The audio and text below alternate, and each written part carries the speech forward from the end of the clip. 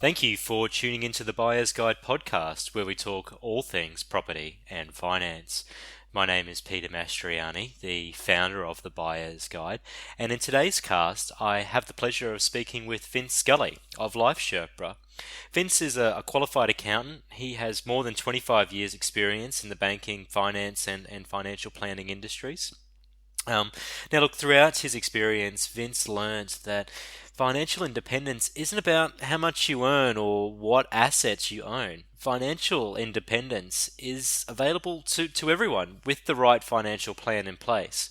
Now, this advice can and should be accessible to everyone. So, Vince conceived a new way to deliver personal financial advice to everyone.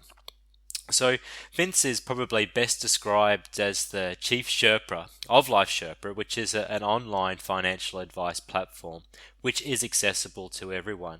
But what it does, it applies the new winning philosophy of connecting personal finance with a psychological approach to financial independence.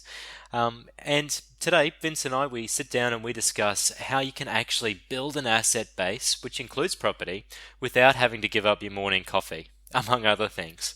So, let's get to it.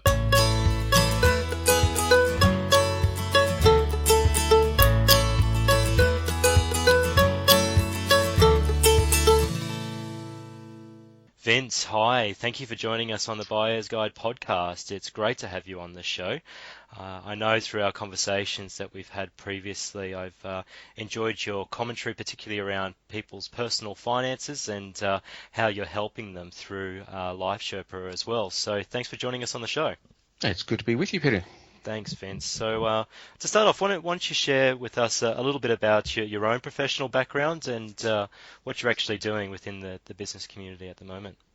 Sure, Peter. I've been around financial advice for more years than I care to remember, but about 30 now. Okay. Starting at the institutional level, so managing hundreds of millions of dollars. I then moved to a financial planning practice where I looked after mostly retirees. So my typical client was 65 and had $1 million. Mm-hmm.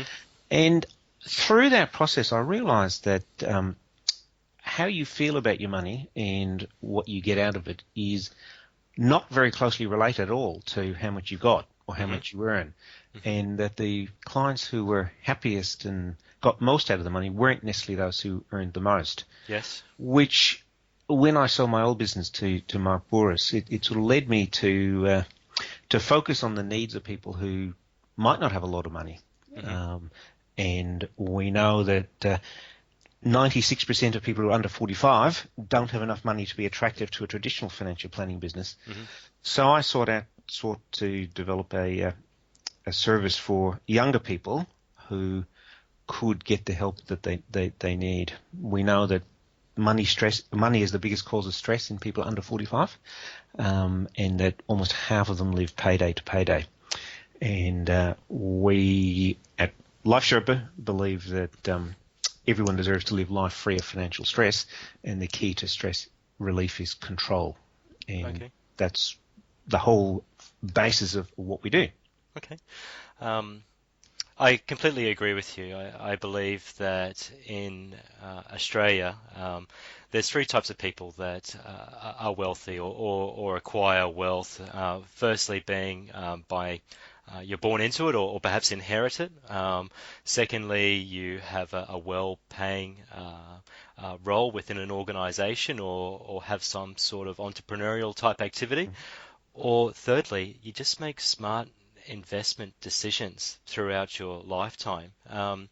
So on that point, people perhaps spending less than they earn and actually effectively managing their money. How is that a process that you can help out with? Yeah, I mean that's sort of the key to it. If you think about we're living longer and longer and starting work later and later. So 30 may be the new 20, but no one's prepared to accept that 80 should be the new 65. Yeah. So we are now in a position where we've got to make our earning years cover for a longer and longer period. The government's helped along the way with a bit of super, but the decisions that we make every day, and we make 6 to 10 financial decisions every day. Is that right? Okay. I mean, there are things from, do I buy this coffee now, or Yep.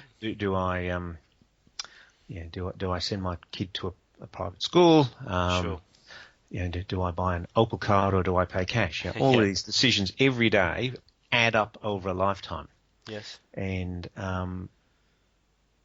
by having a bit of a framework around how we make those decisions, it makes them a lot easier. So we can remove the stress from having to think before we make every decision, can I afford this?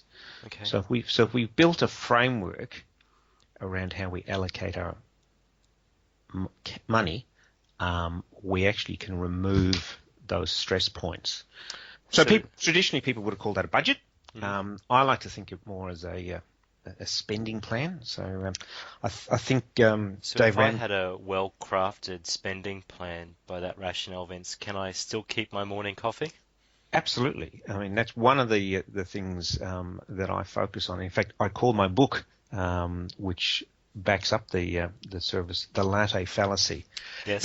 And that's based on the premise that just about every article on budgeting you read, the first thing they do is to tell you to cut out your morning coffee or brown bag your lunch. Yeah. Or save a fortune. Or if you give up your coffee a day, you can afford an investment property. Yeah. This is at best misguided and possibly the most dangerous piece of advice. And there's a few reasons for that. And that, the big one is that to try and force fit your lifestyle into your budget by counting every coffee you buy is 365 decisions you've got to make to save $1,000. Yes. And you're not going to make them every day. Mm-hmm. And every day you have to make that decision, you'll feel the pain of the decision. Whereas if you actually get the big picture right, you can actually remove the pain from making that decision. Okay. So it's a complete myth to say that Gen Y is driving itself into bankruptcy one coffee at a time. The big decisions we make, where we live, what we drive, are much more important in whether you get ahead or not. So what would a well-crafted spending plan look like, perhaps? Yeah, what the key element to our framework is what I call our 50-30-20 rule. And that's, we didn't invent it, I've just sort of modernized it and taken it into an Australian context. I learned it from my father and he learned it from his, so it's pretty tried and true. But broadly it says that if you allocate no more than 50% of your income to what I call survive expenses. Your parents might have called them needs, but to me they're things like a roof over your head, groceries in the pantry, power to keep you warm and light the place, and transport to get to and from work, as well as the sort of fixed costs like insurance and those sort of things. And if you keep that to sort of within 50%, it gives you then the ability to actually start living. And we then suggest that you allocate 30% to your living expenses, and these are the things that make life interesting. They're your coffees.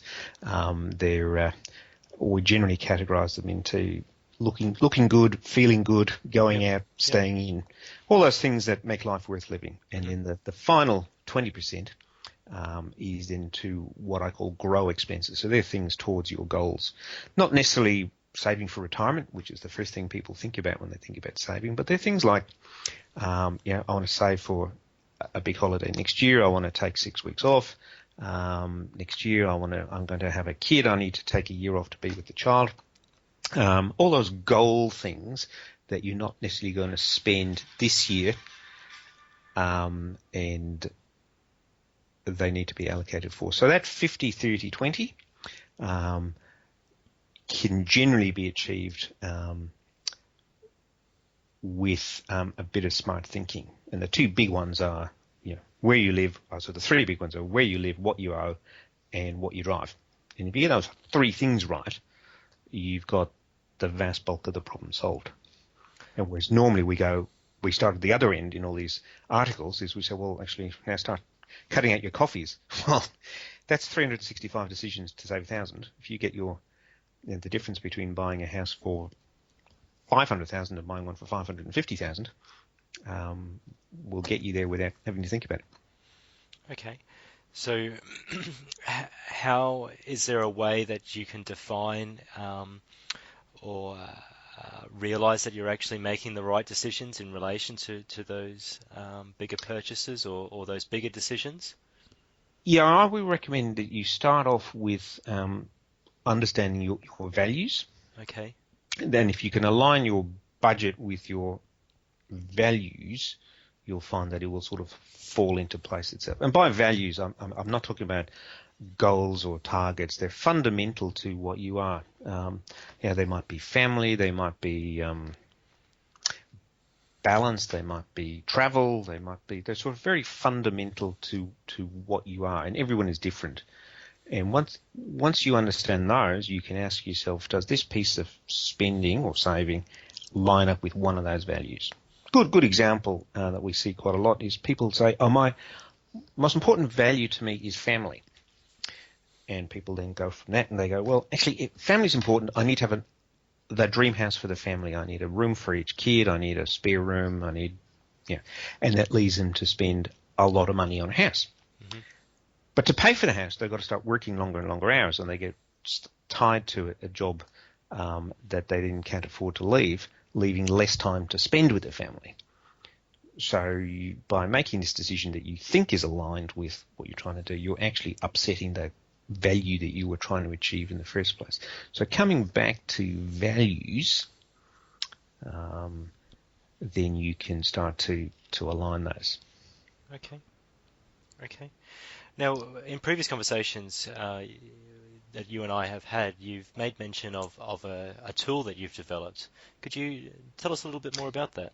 Yeah, once you've got those sort of basics in place, we encourage people to work their way through regular expenditures. We all build up, if you go and look at where you spend money, you'll find it's broadly the same from month to month. You even find the same shops and merchants coming up time and time again. So by going through your regular spending and reviewing those, you can quite often find some pretty big savings that can be pretty painless.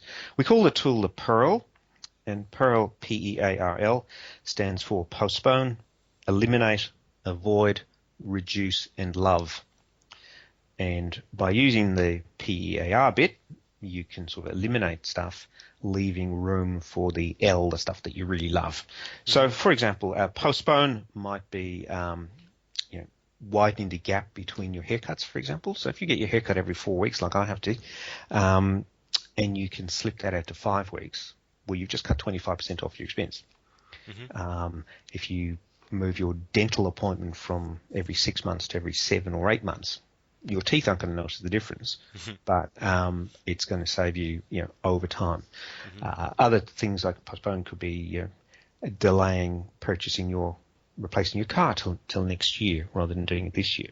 And the advantage of postponing as well is that it gives you time to think that you might not be quite so keen to buy it when you've got to the end of the postpone period. Mm-hmm. So that's postpone. Eliminate is sort of getting rid of those things that you spend that you don't necessarily get a lot of value from. Mm-hmm. So things like, we all build up subscriptions. It's so easy with the internet these days to sign up for $4 here and $10 there. I've got several myself, yeah. And you find at the end of the year that you actually look back on it, you find, why am I paying that? I'm not using it. So by reviewing those, so that's the eliminate. Avoid is actually a really fertile section, and they're the things that cause us to spend. We all have these friends who encourage us to spend more than we really want. You go shopping with a particular friend and they encourage you to buy clothes that you might not necessarily want to buy. Or for guys, it's quite often around alcohol. Mm-hmm. It's great to go for a drink or two after work, but at some point, 1 or 2 becomes whatever number it is, and then you don't feel like catching the train home, so you catch a cab and a kebab on the way. And you need a kebab, exactly. So suddenly $20 for a couple of beers becomes $100. $200. Yeah. So understanding what that tipping point is great. That's not to say you shouldn't go and have a kebab every now and again, but understanding what that tipping point is great. Reduce.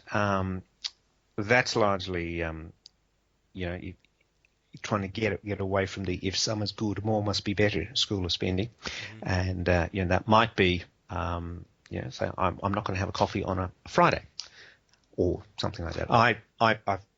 My doctor was badgering me about my coffee intake, so I did actually have to cut back from 5 or 6 a day to 1 to 3. And what I did was I focused on the quality. So now it's a bit of a game for me. So I look for what's the best coffee I can get, and you know what? Good coffee doesn't actually cost any more than mediocre coffee. So it's just a game to have a look for it. And then that brings you back to and reduce also includes things like waste. We waste 20% of the food that we buy.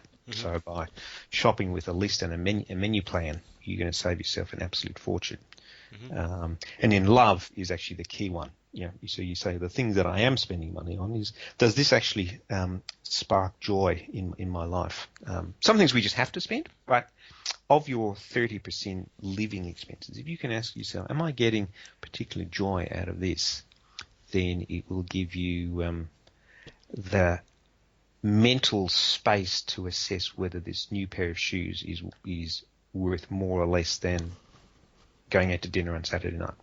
And it just becomes second nature once you understand these tools. And that takes away all that stress about each spending decision, where you never have to think, can I afford this? Good. So if you don't mind, tell me a little bit more about Life Sherpa, because I love the concept. I love the name. I love the analogy of, guiding and assisting people as they work towards reaching the summit. So tell me a bit about the academy that's involved. Yeah, I mean, the concept behind the Sherpa is sort of fundamental to what we do. The Sherpa, everyone knows about climbing Mount Everest, but one of the things about the Sherpa is that they're your loyal guide. They share their experiences of the mountain ahead, but it's your summit. So you choose the summit, and it's all about helping you to achieve your summit. And everyone's summit is different. So we talked a bit about values. So that's really about helping our members achieve, work out what their summit is, and then we can use the tools to help them get there.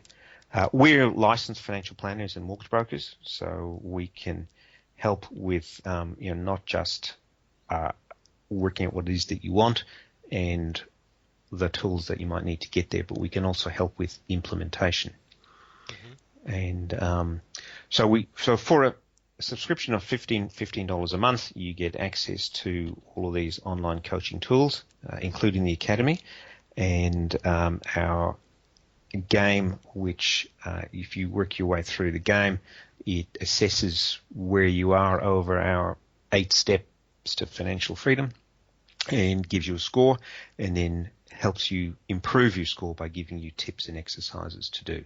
And through that process, you talk to your advisor or your Sherpa, who is a fully qualified financial planner who can help you with the details. And of course, we rebate all of the commissions, so we are in that sense not tied to a bank. Incredibly unique for the industry. Could you share a success story with me, or someone that's come through the program more recently?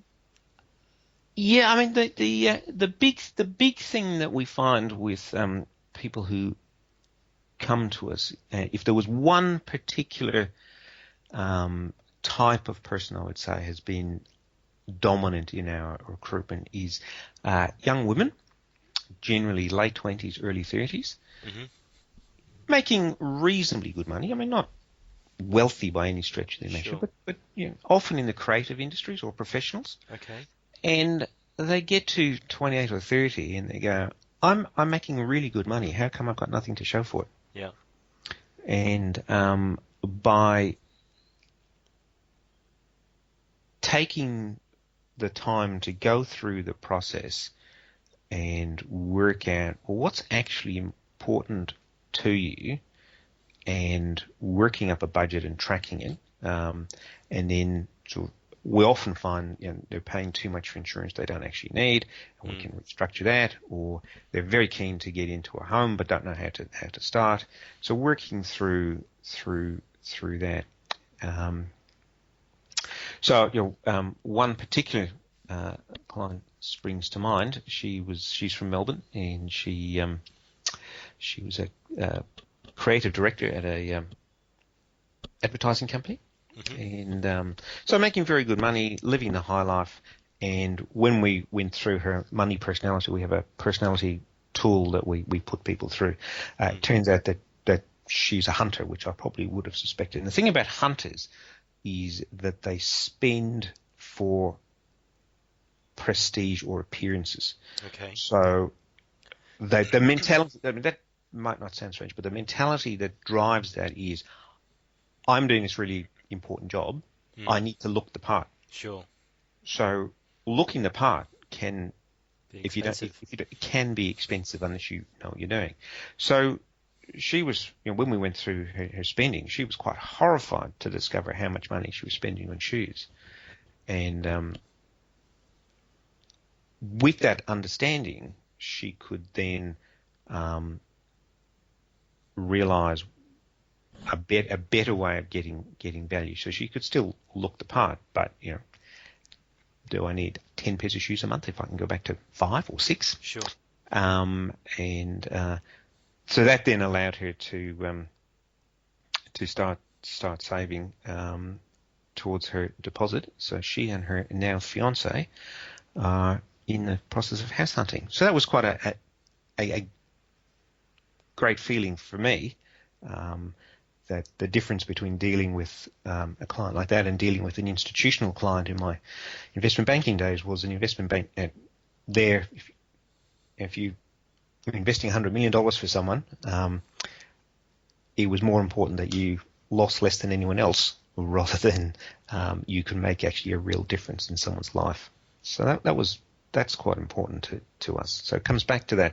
We can ask ourselves before we do anything, is what I'm about to do about to relieve some stress, some money stress in someone's life?